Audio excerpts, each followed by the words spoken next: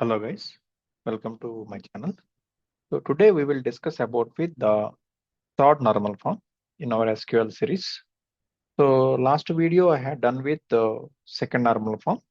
If you are not seeing the second normal form, so let's go back to second normal form and watch and come back to third normal form.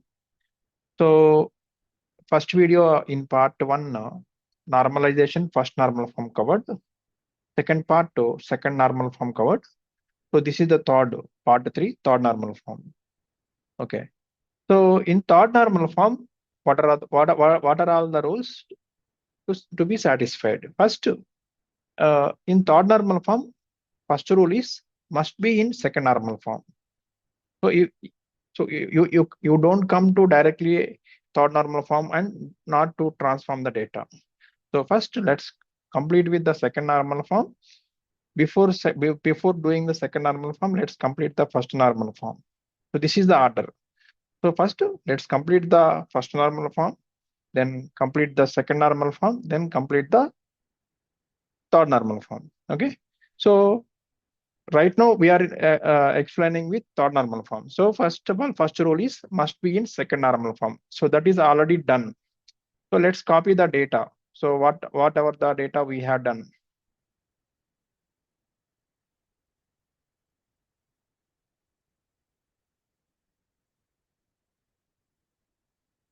So this data I'm copying to third normal form. Okay. Same data, second normal form must be in second normal. That is completed. First is rule number one completed. Rule number two, avoid transitive dependencies. So first, what is the transitive dependency? Let's say you have a table T, which has three columns, namely A, B, and C. So for example, if you have in one table, three columns, A, B, and C, if A is functionally dependent on B and B is functionally dependent on C, then we can say that A is functionally dependent on C. That means if A equals to B, then if A equals to B and B equals to C, then A equals to C. Okay, like this. Okay. That means A is functionally dependent on B and B is functionally dependent on C. Then we can say that A is functionally dependent on C. So let's go back to first normal form. So here in this one first normal form, let's mark the like in our scenario transitive dependency A, B, and C. So I am assuming that customer name is just like A. Okay, and order number is B. So for example, if you know the customer name, you know which order is placed. So for example, if you know the customer name, for example, Land of Toys. So if you know the customer name, then you can know with which order is placed. Either vice versa also. So if you know the order number, then you can find the customer name. So that is A is functionally dependent on B, or either way B is functionally dependent on A. Okay, so that is one thing. And let's take the column for C, sales. So like salesperson name. So in salesperson name, if you know the order, then you can identify the salesperson. So if you know the order called as, so order is this one, order number. So if you know the order number, then you can identify the salesperson. So that is column C. So now based on this rule, we can split the data. So now what we have understand. So if A is functionally dependent on B and B is functionally dependent on C, then A is functionally dependent on CI. So that means customer name is functionally dependent on sales. So in second normal form, what we have done, if you check with the order number and sales, okay. So here these two means order information and the sales information is we are kept in the same table. We keep in the same table. So let's split this data. This simple thing. So earlier we have split this data into three tables, right? In second normal form. One is the orders table, and second one as the product table, and third one customer table, and we have given the relationship. These three tables. So total four tables. So three tables we have splitted. One table we have created because of the relationship. Now this to avoid the transitive dependency right here. So for transitive dependency to avoid, so in this orders table we have split the sales information to new table. So sales information is this one, sales contact last name. Okay, so sales contact last name. So just copy these three columns and split into new table. Now here we have to remove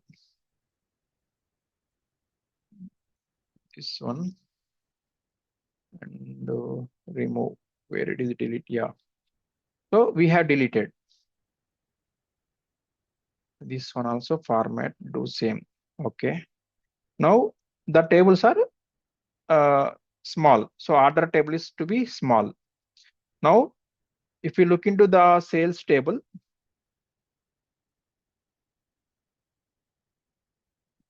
comes to here. Okay. Sales information. So sales information is sales contact person name. So that is the last name and first name and deal size.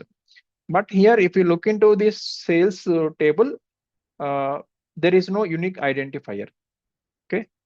And that is the first thing. If there is no unique identifier, so we have to give the one unique identifier. That is, we'll create one more column. That is the first point. And the second point is we have to give the relationship to above tables. So above tables are already in above first three tables already we given the relationship. Okay. Similarly, we will give the relationship to these tables. Okay. So for this, what we have to do, we'll create as one more column, employee ID. For example, here I'm creating, or else last first row will create. So here I'm creating employee ID. Employee ID is E1, E2, E3, E4, E5, E6. 6 records. But here one more thing is this is duplicate data. So if you look into this sales information, here one duplicate record is there. Okay, so we'll remove this duplicate record first before creating the employee ID. So data, move to remove duplicates. Click OK. So one duplicate value removed.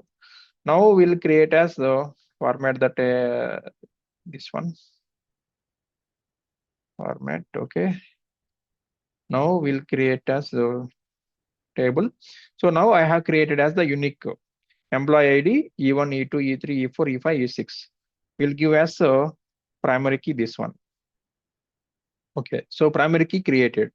Now we will assign relationship also. So relationship is so this table to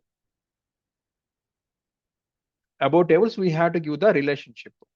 So employee ID, let's copy this one. Employee ID, make it to here. Okay, so last record, same record employee E6 only. Okay, so this way we have to give the to avoid the transitive dependency. Now if we look into these tables, so order table. So order table, these non-key columns are fully functionally dependent on this number. So small table orders. So order table is order number, quantity, item price, total cost, order date, status. That is clear. Product table. Next to customer table. Okay, customer table clear. Next to order table. Order table. Order table means already here. Why here employee ID? This is relationship table, right? Okay. So generally relationship table will give us endo. Okay, so let's move to this one, relationship ending, and this we can remove. Okay, now it's clear. So now we have splitted the complete 4 tables: order table, product table, customer table, employee table, and relationship. So relationship is here, this one as foreign key to this primary key. So employee ID primary key, and here this is the foreign key. There we have built the relationship. Okay. So now third normal form completed. So this is the third normal form. What is the third normal form is? 2 rows only. So simply first point is must be in second normal form. Second point is to avoid the transitive dependencies. So you know how we can do the transitive dependency right now. Okay. Next. So why we have to do these? These are all the things: redundancy, data, like first normal form, second normal form, third normal form is to avoid the redundancy. So basically, so what is the how we can handle this redundancy called as first normal form, second normal form, third normal form. So what are all the problems or what are all the anomalies we have to face called as? So that is the insertion anomalies, deletion anomalies, and updation anomalies. So let's look into the anomalies so we will understand easily. So why we had to build normalized, denormalized data to normalized data. So the reason is insertion anomalies, deletion anomalies, and updation anomalies only. So if we split the large table into small tables, smaller tables, so these anomalies we can't face. So insertion anomalies, deletion anomalies, and updation anomalies. So that is called as a efficiently to design a database. Okay, let's look into insertion anomalies. What is the insertion anomalies and what are all the problems we had to face? We'll see here. So if you look into the insertion anomalies, so just look into this data. Let's make 100%. So scenario 1 is data redundancy. So this is denormalized data set. So this table is not normalized.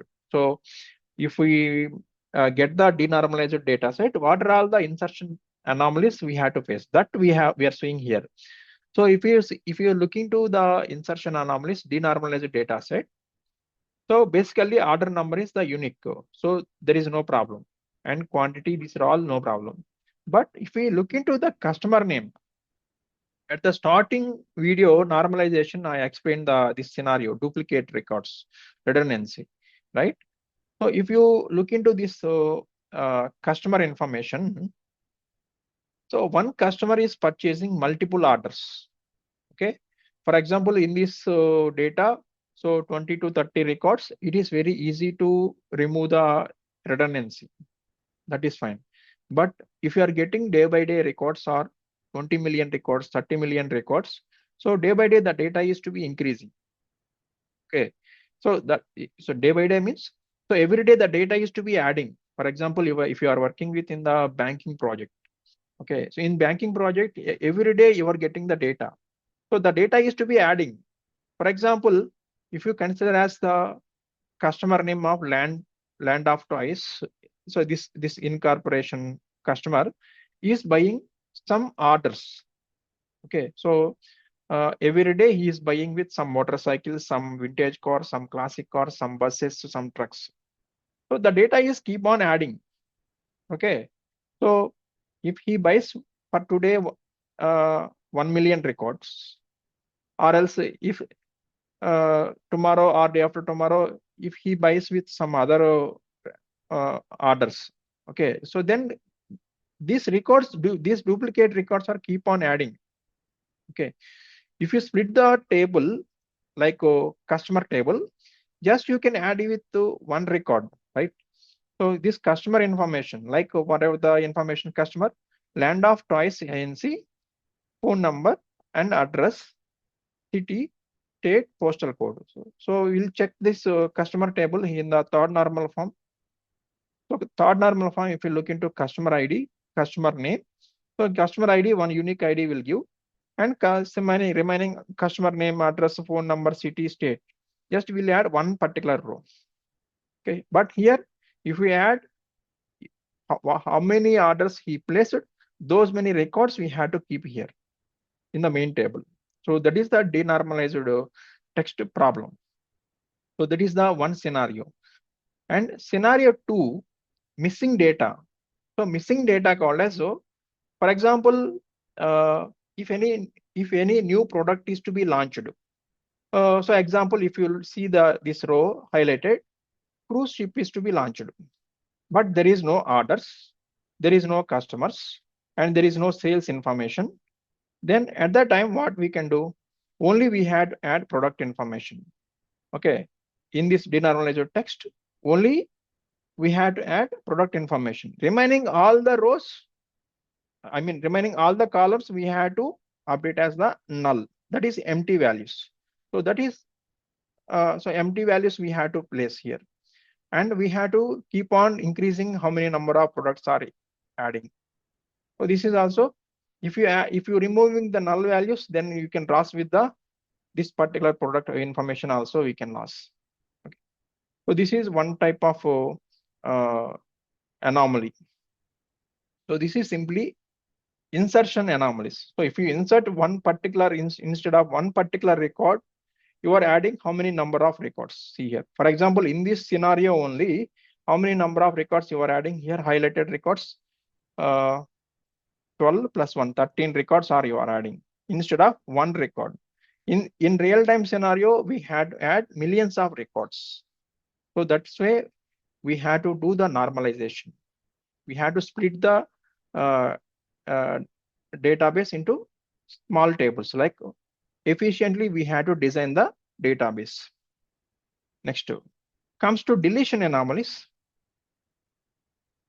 So in deletion anomalies, so first to see the scenario, how to delete just a specific order information without losing customer and product data. So he's asking the question is, how to delete specific order information. So for example, this order is to be placed as some wrong order, or else by mistakenly entered some record. Okay, order information. So to delete this information, orders information, without losing customer and product data. So product data is to be correct and customer information is to be correct, but we have to delete only orders information. So if you delete this particular row, you can last with the product information, at the same way customer information also. The same information, if you get back into third normal form, if you remove with one particular row, so one particular row color, for example, here he is wrongly placed with the 10103. So come back to third normal form. So this particular row I will remove, but the other information is to be available. Like product information is available, customer information is to be available without losing the data. Only one particular row we have to remove in orders table. So that is the way we have to understand the normalized tables. So normalized database. Okay. So this is called as one example of deletion. Similarly, updation anomalies also. So in updation anomalies, see the scenario first. Update the price of a product, motorcycles. So motorcycles, we had to update the price. So the motorcycle price is to be increasing, some 10 rupees or 100 rupees increasing. Let's say example only. Okay. So in this scenario, how many number of rows you have to update here? So for example, this is the real-time scenario.